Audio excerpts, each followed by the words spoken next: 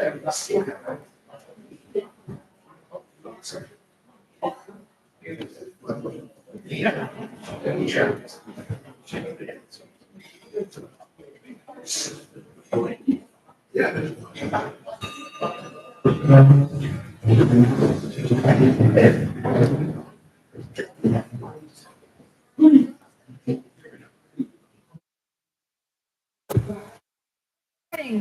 afternoon. Good afternoon. I'm so excited to see all of you here today. Thank you again for making Rotary a priority. Wednesdays are always a lot of fun when we get to see each other and have time to catch up and then learn about something happening in our community or in our world. And so we, again, appreciate you being here. John Harrell is going to give our invocation today, and following that, we will do our Pledge of Allegiance. So, John? Lord, your apostles and loved by your Son began his gospel. In the beginning was the Word. God, let us always be grateful for the power unlocked by brain decoding symbol. The ability to read gives the ability to advance beyond thought. To learn what those near you do not know. To discover ideas that may be hidden. To unleash our individual potential. To unleash this club's potential. Let us be thankful for the literacy efforts of Rotary clubs everywhere, for changing the world one decoded alphabet at a time. Let us be thankful for our ability to read and commit, to embrace local literacy initiatives. Let us provide the ability to enlighten our community. Let us provide the ability to change the world.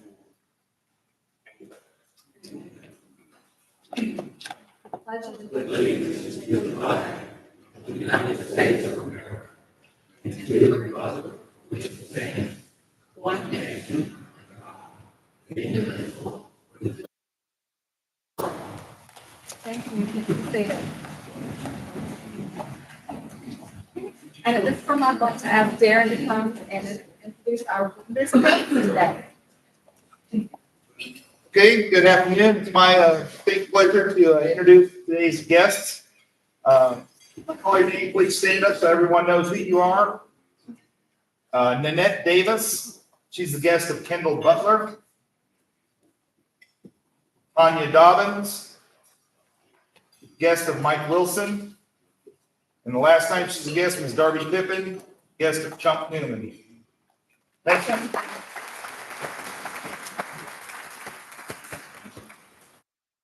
Darren, you may have noticed that Lisa is not here today. We do want to send her our best wishes as she's recovering from surgery. So let's let her know we're thinking about her. Before I announce the birthdays and club anniversaries, wedding anniversaries, just an update on our program today.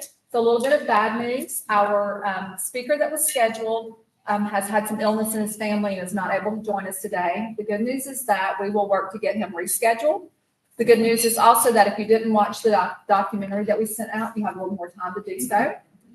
The great news, though, is that a few weeks ago, as we were asking for program suggestions, one of our members said, if you ever have an emergency and you need somebody last minute, give me a couple of hours notice and I'll be happy to step in. Little did that person know that we were going to take her up on it. So never fear, we have a great program for you today. So with that, let's see. Danny Guy celebrated a birthday on July 20th. And today, Ken Gordon celebrates a birthday. So happy birthday to Ken. Club member anniversaries, Josh Smallwood, 1 year on July 20th. Beth Hudson, 1 year on July 26th.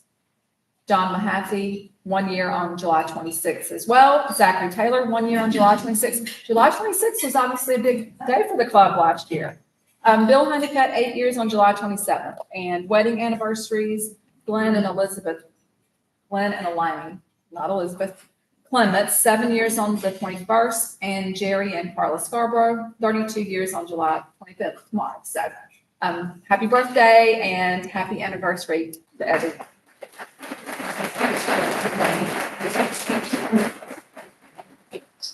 Okay, as we start with club announcements, I think first on the agenda, we are so excited to introduce and induct our newest member today. So, Sean, can I ask you to come? President Connie, it is my privilege to introduce our newest member this afternoon, Darby Duran Pippin. Darby was born here in LaGrange. He attended high school at St. Mary's, Raleigh, North Carolina. Got a degree in economics from LaGrange College. She and her sister Kelly became the owners of their family business, Dan Rick Homes, in 2010. She's also one of our newest members on our city council. She has 2 teenage sons, a teenage daughter. God bless you. Please help me to welcome Darby as a newest member.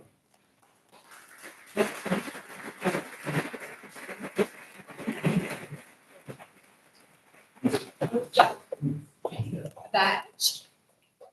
And your Rotary pen and some information. We also have your copy of the four-way test, and then Kay Minshew is going to remind us all of the four-way test. And we'll have this plaque for your office. Rotary, the four-way test of the things we think, say, or do. First, is it the truth? Second, is it fair to all concerned? Third, will it build goodwill and better friendships? Fourth, will it be beneficial to all concerned? Welcome. Thank you and welcome, Darby.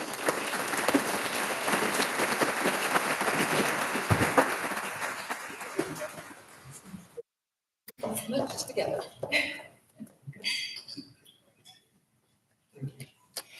Congratulations again. Thank you.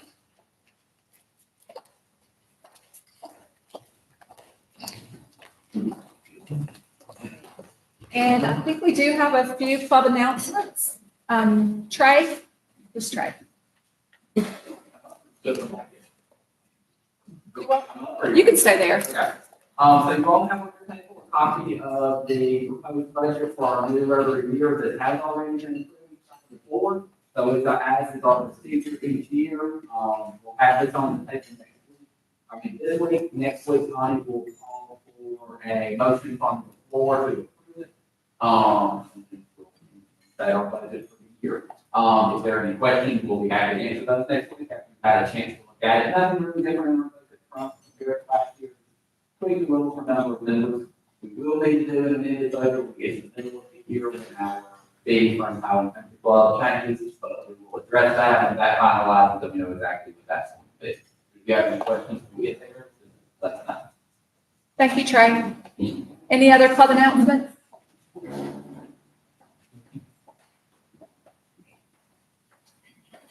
We've got about 2 months until we have our running for Rotary event. There are sponsorship packets on everybody's tables. And I have posters also. If anyone can put up posters at work, at church, or anywhere where you think there might be runners or sponsors, please come get a couple of those.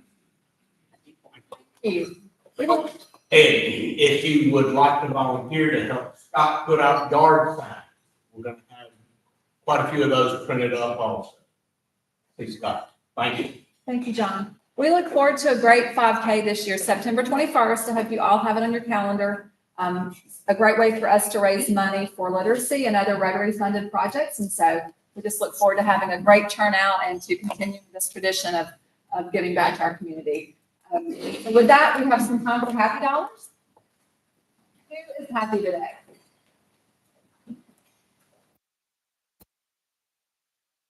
Happy people. Good to see. Good afternoon. It's a happy, but it's not a happy announcement. We lost one of our members, Dr. Sam Hornsby, and I just want to make an announcement about him. He's a convert to our faith in the Catholic Church, but he grew up in Roanoke, Alabama, and is a lifelong Ranger in a very special way. He also was a teacher for many, many, many years at LaGrange College, a graduate there, and also at Georgia. And his funeral, actually, before that, Jackie, please pray for Jackie Hornsby. She is a wonderful woman of faith, and their son, Jeff, and his 2 grandchildren. The funeral will be on August 3rd. Many of you are from LaGrange College and colleagues of his, if you could support, you're welcome to come to the Catholic Church and the burial service at 10 a.m. and August 3rd. So that's Saturday, August 3rd. Okay, so please remember, if you can't pray for him, it's okay, pray for his soul. He died of dementia, and Jackie and I were there when he died, and it's a beautiful death that he had, but he prayed for your family. It's great. Thank you, Father Tim. Not one to really clap for. I know. Don't fight. May not look like Barbara Hennigan, but today I am Barbara Hennigan. She texted me this morning and asked me to put a happy $20 cash into the box. I told her I don't own $20 in cash. It's on my check. But her daughter Kimmy and Steve got married in May on the 20th. They're going to live in California, but she and Neil are so excited to finally have a son-in-law.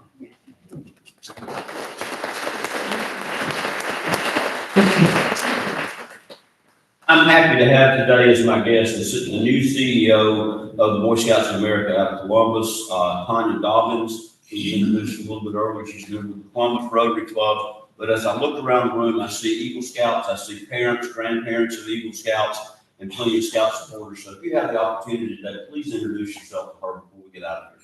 Thanks. Thank you, Mike.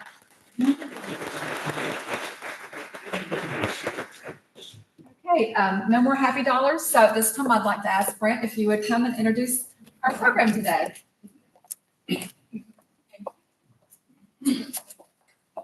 It is my pleasure to introduce our speaker for today. It was also going to be my pleasure to introduce the speaker that was supposed to be here, Jay Cleveland. And I just want to, before I talk about our guest today, say, if you need encouragement, if you need a reminder that people's lives can be turned around, I strongly encourage you to watch that video that was in the link. Jay went from convicted felon to faithful husband and father. And I think we all need encouragement sometimes. He was going to bring that to you in person, but we'll reschedule that for a future time. But getting on to our guest for today, Kay Minshew is going to give a presentation today about one of our past presidents, Jimmy Carter, and she's got all these really fancy accolades here. And I am going to read some of them for you, but what I want to say is about 2 years ago, I was a new Rotarian. And it was so nice to walk in here and have among the people who knew my name, Kay Minshew. And not only did she know my name, but she would come up and have something to say that was typically encouraging. And she would have something to say that typically revealed something totally unexpected about her, like her very, very interesting music taste, which always reinforces the lesson that you should never judge a book by its cover. Kay is a fan of Sweetland, and she's an encourager to all that we're trying to do there. And so it really is my honor, I mean that sincerely, that I get to just offer some brief words about her professional and personal background. Today, she's going to be speaking on her book, Jimmy Carter, The Citizen of the South. This was published by the University of Georgia Press in 2021. Again, amazing how deep our bullpen is here at LaGrange Rotary, that we have so many published authors and esteemed authors like Kay. She also has a book on Franklin Delano Roosevelt that was also published by the University of Georgia Press. She's testified before Congress on matters related to archives and archival history. She is an archivist and a historian here, and she is it currently, I think so, but she is one of the historians. She's the executive director, for the Troup County Historical Society until 2015, and has a degree from the University of North Carolina and UNC Chapel Hill. Would you welcome our local Rotarian, Kay Minshew?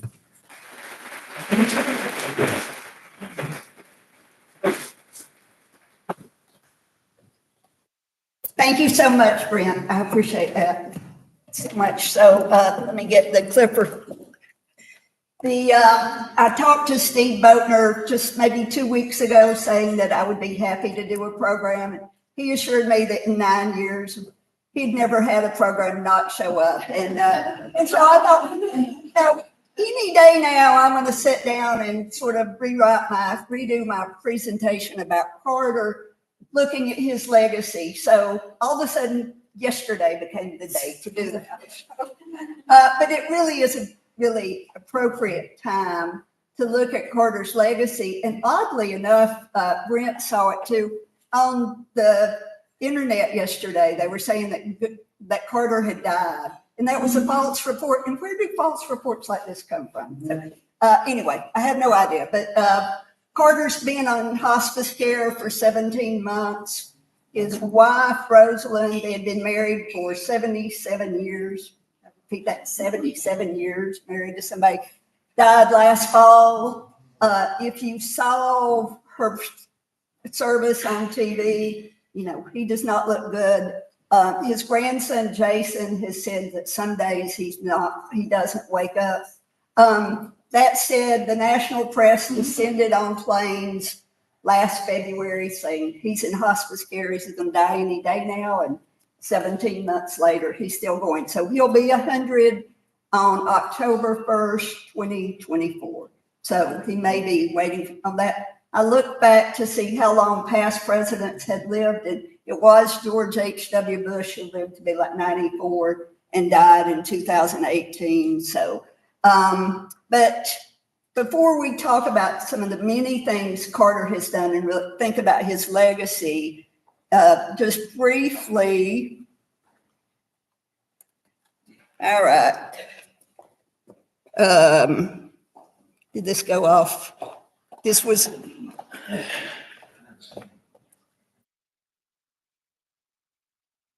Okay. Yeah, there it goes. Carter was born in Plains, Georgia. In 1980, there were like 605 residents in Plains, so it really is small. He was born in the Wise Sanitarium, and today that's the Lillian Carter Center for Senior Citizens. In case you're ever on Jeopardy or playing trivia, the answer there is that Jimmy Carter is the first U.S. president born in a hospital, and in Plains, no less. His mother, Lillian, was a nurse there, and the doctors that she worked for, the Wise brothers, thought that if she had the baby in the hospital, she would get back to work quicker. So, but Carter's born in Plains, lives there for 3 years, and then the family moves to Archery, just 3 or 4 miles to the west.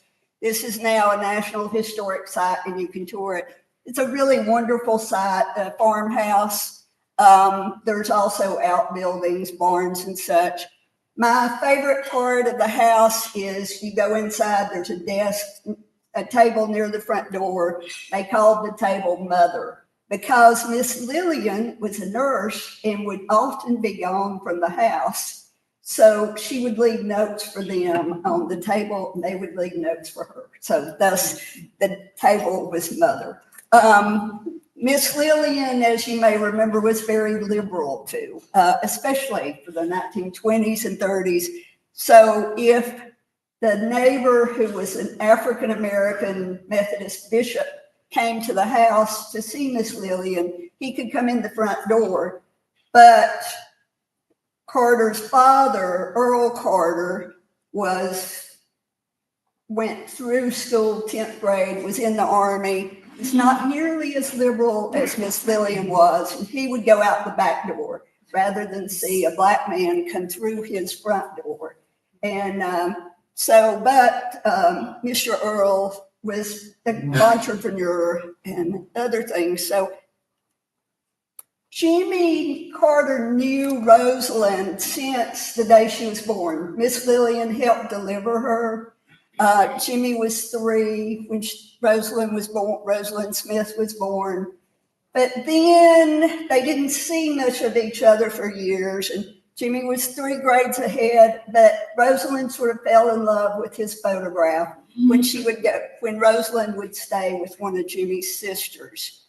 They got married in 1946. So Jimmy graduates from Plains High School, and that's the building that's now the welcome center for the historic district in Plains.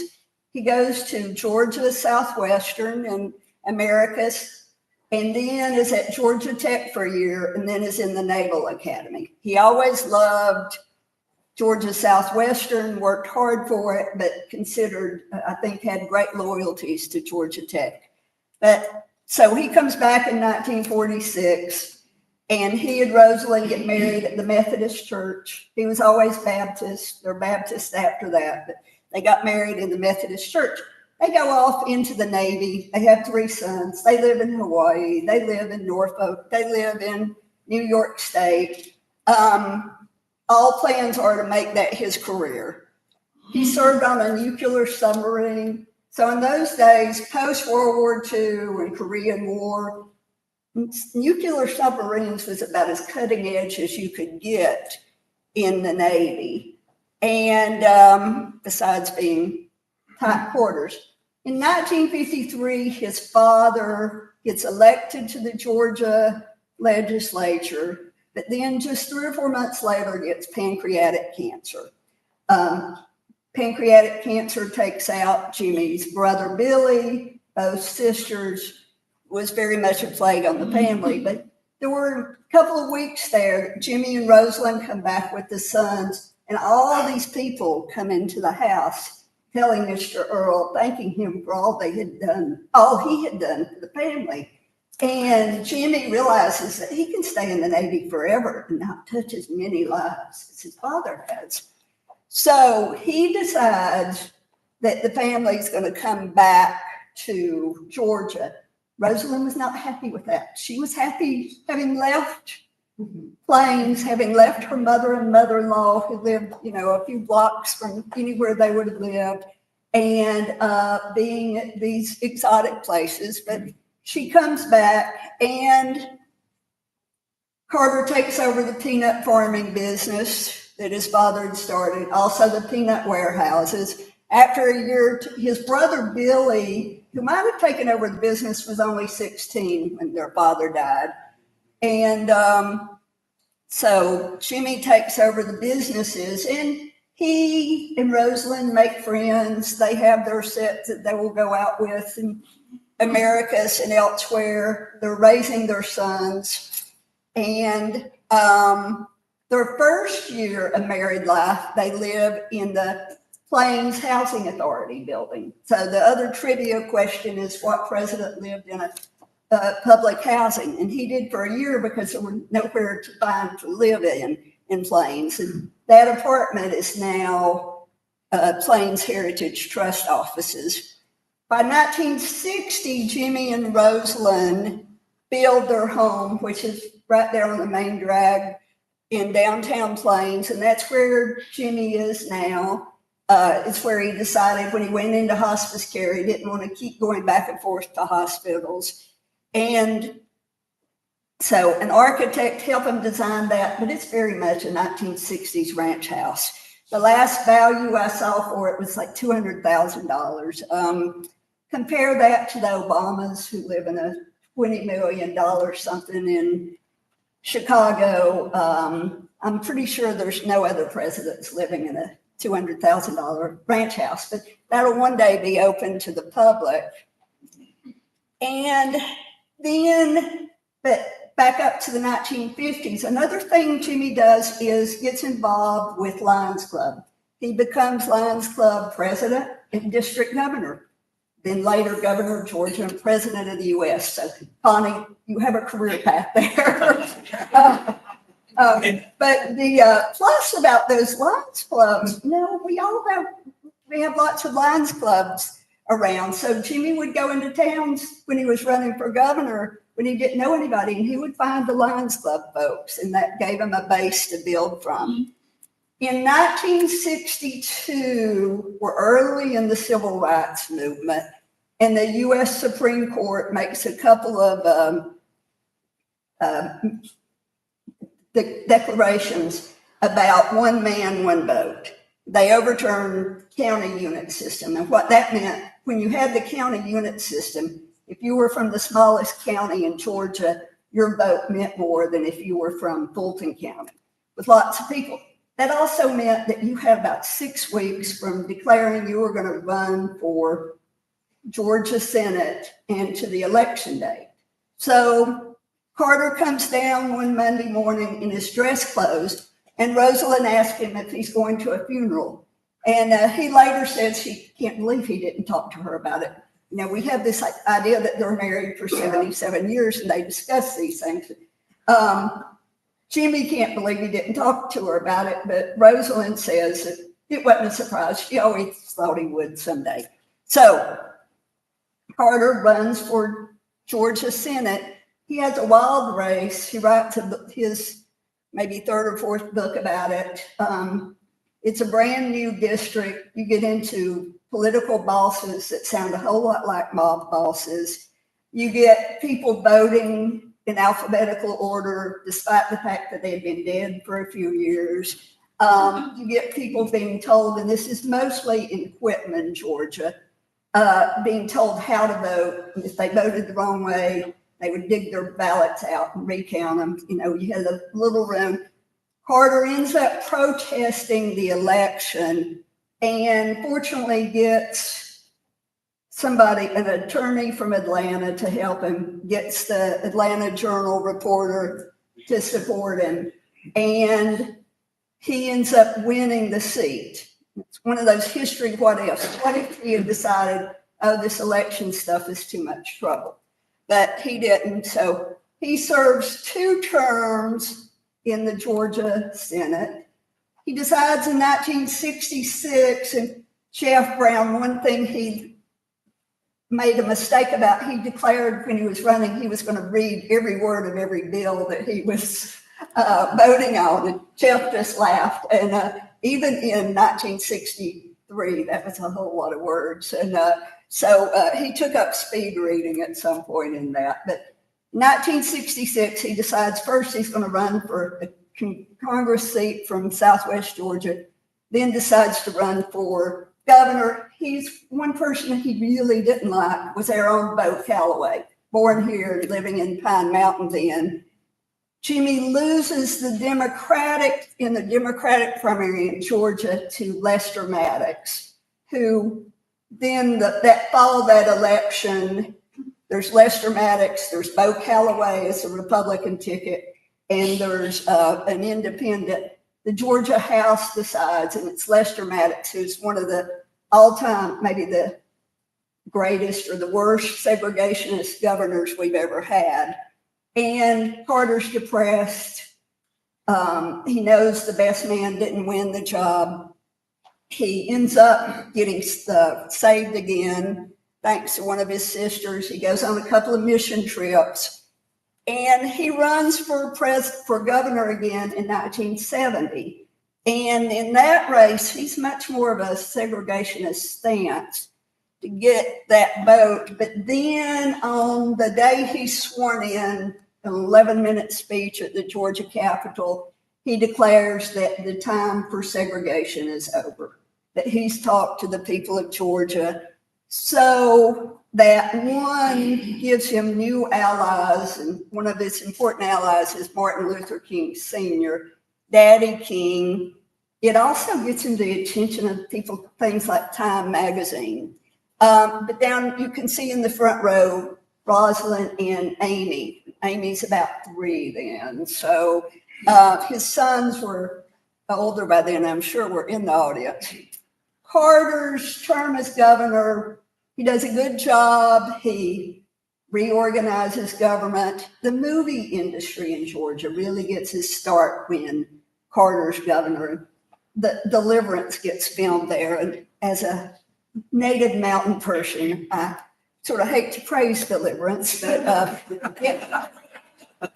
it had its impact. And Georgia's movie industry has a direct trace back to Carter and to Deliverance. And so another thing Carter does is make sure that the Flint River never gets down so that it stays open. But here he is in North Georgia on a code. He, in December 1974, decides he's going to run for president. The famous line from that is when and he did that in a talk in Atlanta, reporters ask his mother what she thinks of it, and her response is, well, what do you think about Jimmy running for office? Her response is, Jimmy who? And so pretty soon we grow to either love or question some of the Carter family members. Miss Lillian was one of them. Billy Carter gets on the national scene, and I think Billy sort of suffers being on the national scene. He has a regular spot on Hee Haw, is an alcoholic, and gets involved with the Libyans, but has his troubles. But Jimmy ends up getting elected. So in the mid-1970s, you've still got the civil rights movement, you got the women's rights movement, and then you've got Richard Nixon and Watergate. And Richard Nixon had resigned by August of 1974. Gerald Ford had become president, not by being elected, but by being Speaker of the House, and people's faith in the presidency had shaken. So Jimmy Carter gets up there and is talking about, he will not tell a lie. And also the Democratic Party had changed some of their rules. So he gets elected. He and Rosalynn walk part of the way on his inaugural. And then, Brent, it's good that you introduced me, because Willie Nelson in rock and roll played major roles in Jimmy Carter's elections. The Allman Brothers, they would do concerts and help him raise money in 1974 and 75. And Willie Nelson's famous for having been at the White House and claiming that he and a staff member had smoked pot on the roof of the White House. And I think we know which son it was, but not a staff member. But certainly people like that were suddenly at the White House and on our TVs. So Carter has some major successes, certainly foreign policy, the Camp David Accords with Israelis and Egyptians actually speaking peace in the Middle East, that really held until last October.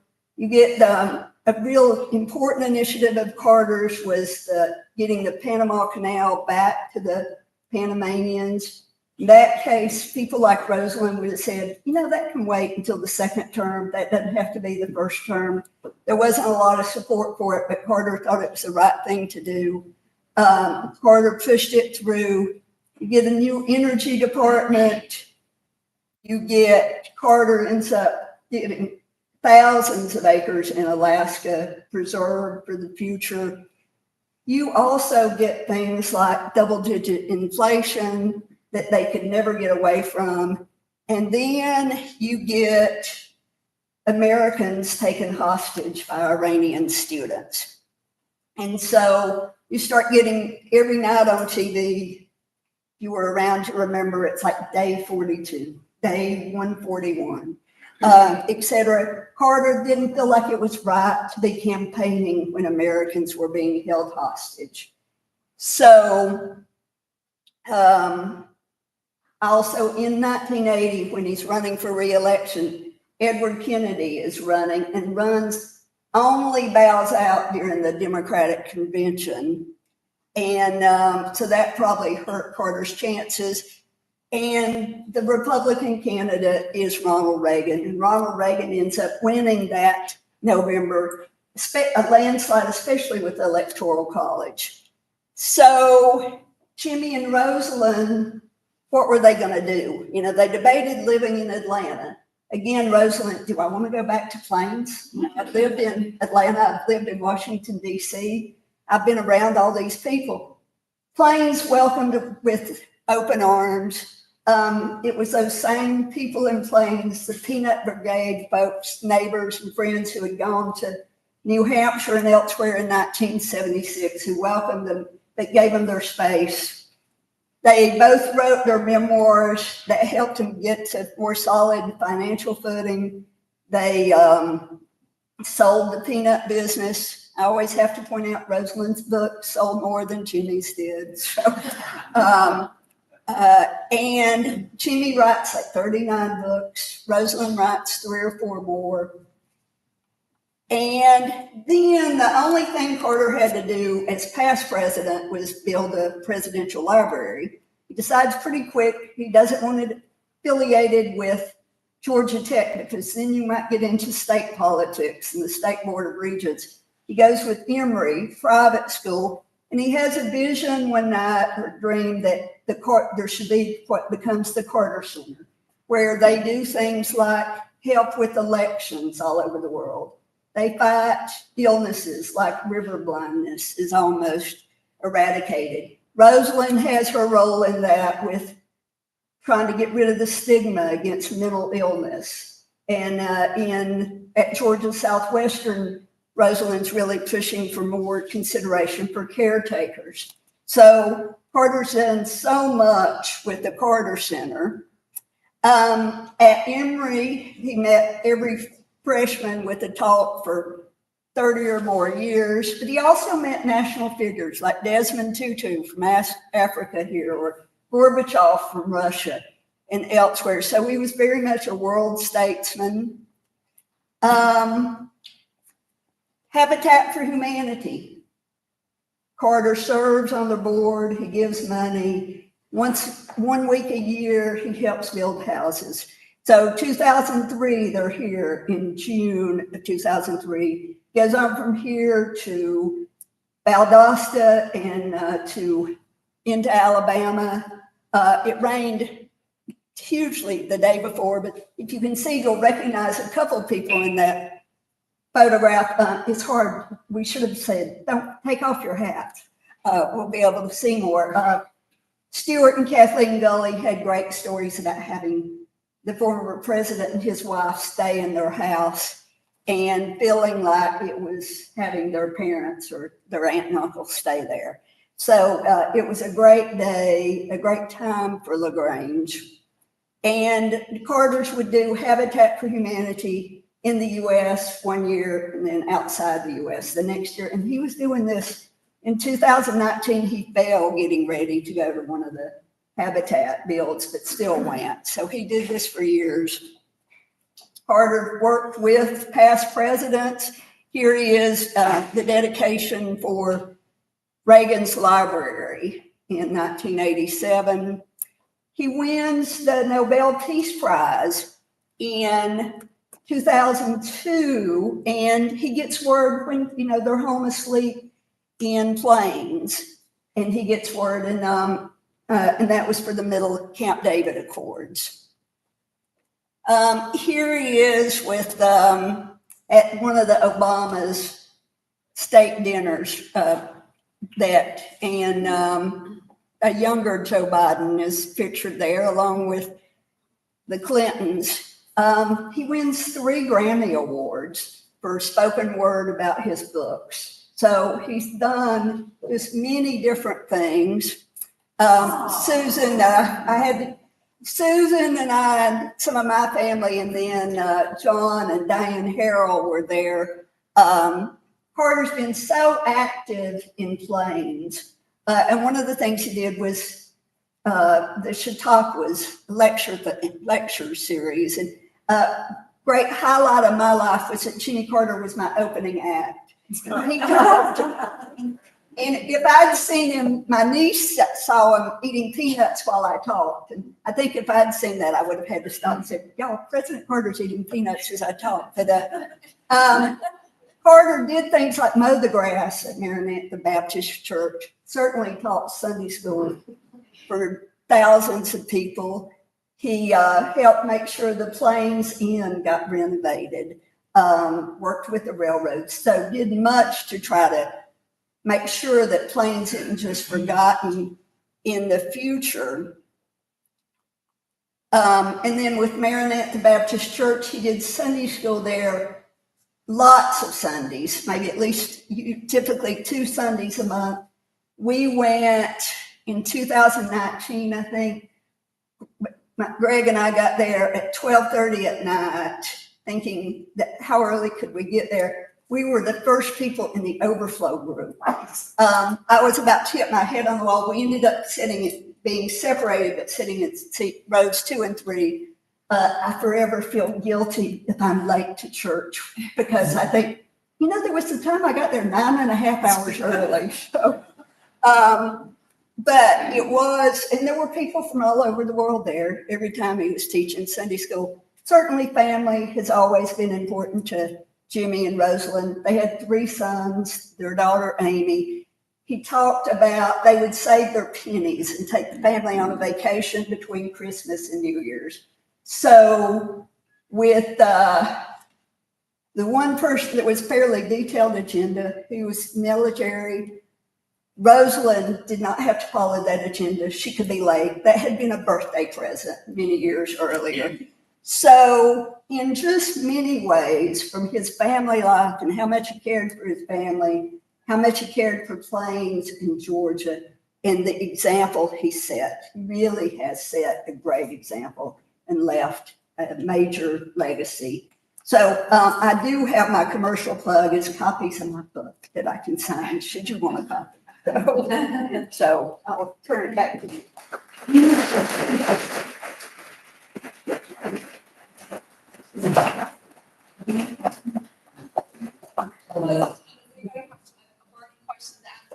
And just a comment, on a PBS TV news on Friday night years back, Mark Shields had this to say about Jimmy Carter. He's the only man that ever used the presidency as a stepping stone to something great.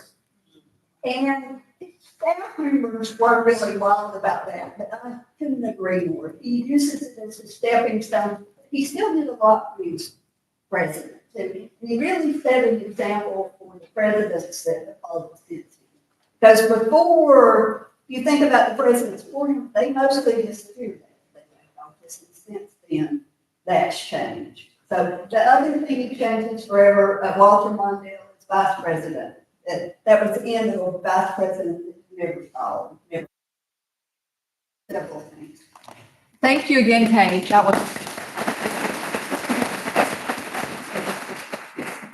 very fascinating, interesting, and we're so lucky to have someone who is so knowledgeable as you in our organization, our club. So thank you again. And in your honor, we'll be making a donation to Polio Plus. As you know, it's our effort to eradicate polio worldwide. So thank you again. If anyone has a program in their back pocket that you're willing to share in case this happens again, please let us know. But we do have some great programs coming up. So next week we have Chris Lutz with Callaway Gardens. August 7th, Calvin Collins with Synovus will be talking about bank fraud. And then August 14th, John Lanier with the Ray C. Anderson Foundation. So lots of good things to come. Remember that service above self is our motto as you go about your week, the rest of the week, and we look forward to seeing you again next week. So thank you. We are adjourned. So